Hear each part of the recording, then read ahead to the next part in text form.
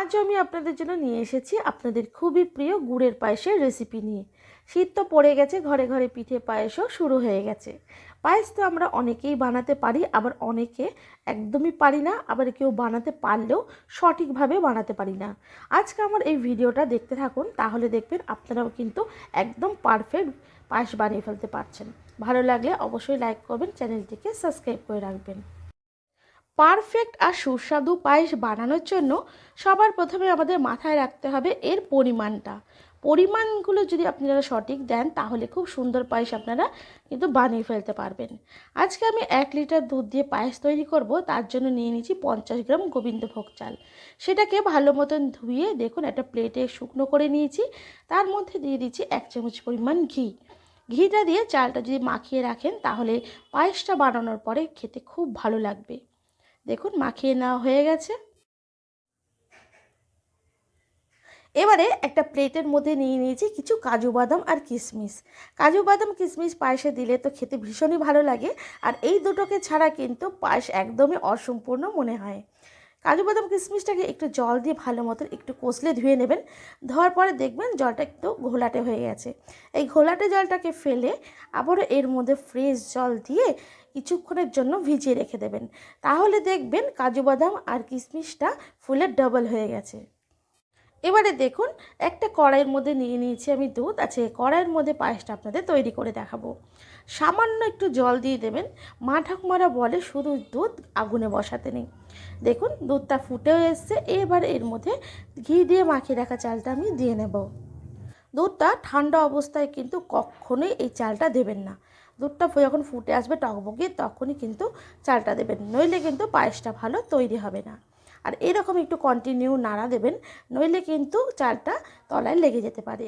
আর দেখুন নিয়ে নিয়েছি দুটো তেজপাতা, তেজপাতাগুলো একটু ফাটিয়ে দিয়েছি। তার সাথে দিয়ে দিলাম 4টে এলাচ। এতে খুব সুন্দর একটা ফ্লেভার আসবে পায়েসের মধ্যে। দেখুন এরকম একটু নাড়তে থাকবে, নইলে কিন্তু চালগুলো দলা পাকিয়ে যায়। আর এদিকে দেখুন মিষ্টির জন্য আমি নিয়ে নিয়েছি 200 গ্রাম খেজুরের গুড়। এটা পাটালি নিয়েছি, আপনারা চাইলে ঝোলা গুঁড়ো ব্যবহার করতে পারেন। গুড়টাকে ভেঙে নিয়েছি এটা প্লেটে।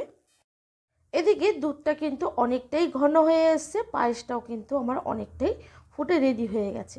এই পর্যায়ে আসার পর এর মধ্যে দিয়ে নিতে হবে গুঁড়ো দুধ। গুঁড়ো দুধটা যদি আপনারা ব্যবহার করেন পায়েসে, তাহলে দেখবেন পায়েসটা খেতে দারুণ লাগবে। আর দুধটা দেওয়ার সাথে সাথেই কিন্তু এরকম কন্টিনিউ আপনাদের নাড়তে হবে, তাহলে দেখবেন খুব সুন্দরভাবে গুঁড়ো দুধটা পায়েসের মধ্যে মিলে গেছে।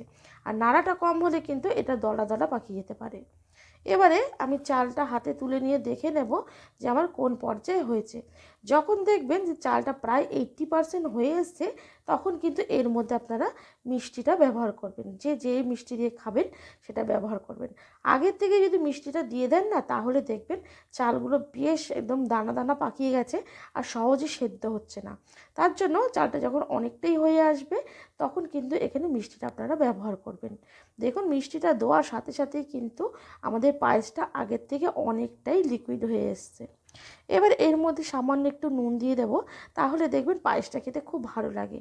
মিষ্টির মধ্যে কিন্তু অবশ্যই একটু নুন ব্যবহার করবেন, তাহলে মিষ্টির স্বাদটা আরও বেশি বেড়ে যাবে। দেখুন আমার কিন্তু পায়েসটা অনেকটাই হয়ে এসছে। হাতায় তুলে দেখিয়ে দিচ্ছি, দেখুন আমার কিন্তু পায়েসটা এদিকে রেডি। আর আমি যে কাজু কিশমিশটা ভিজিয়ে রেখেছিলাম সেটা একটু ঘিয়ের মধ্যে ভেজে নেব। এইভাবে ভেজে যদি পায়েসে অ্যাড করেন না, তাহলে দেখবেন খুব ভালো লাগবে খেতে। দেখুন ওপর থেকে দিয়ে নিচ্ছি। ওপর থেকে দিয়ে নেওয়ার পর ভালো করে হাতা দিয়ে মিশিয়ে নিতে হবে। মিশিয়ে নিলেই কিন্তু সুস্বাদু পায়েস আপনাদের একদম রেডি। দেখুন আমার পায়েসটা রেডি হয়ে গেছে।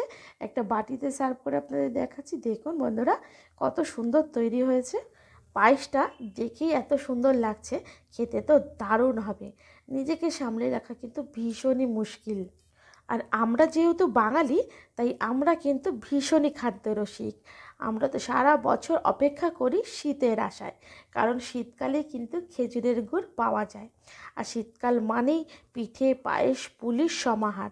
তাই এগুলোকে কোনো রকমভাবেই কিন্তু আমরা মিস করতে চাই না। তাই বলি শীত তো ঝাঁকিয়ে পড়েই গেছে, আর বাজারেও কিন্তু খেজুরের গুড় চলে এসছে। তাই দেরি না করে গুড় এনে এরকম পায়েস বানিয়ে খান। আর পরিবারের সকলকে খাওয়ান। খেয়ে কেমন লেগেছে কমেন্ট করে জানাবেন, ভালো লাগলে লাইক কমেন্ট শেয়ার করবেন। আর আমার চ্যানেলে নতুন বন্ধু হয়ে থাকলে চ্যানেলটিকে সাবস্ক্রাইব করে রাখবেন, পাশে থাকা বেল বাটনটা অন করে দেবেন যাতে আমার ভিডিও সবার প্রথমে আপনাদের মোবাইলে পৌঁছে যায়। ভালো থাকবেন, সুস্থ থাকবেন। নমস্কার বন্ধুরা।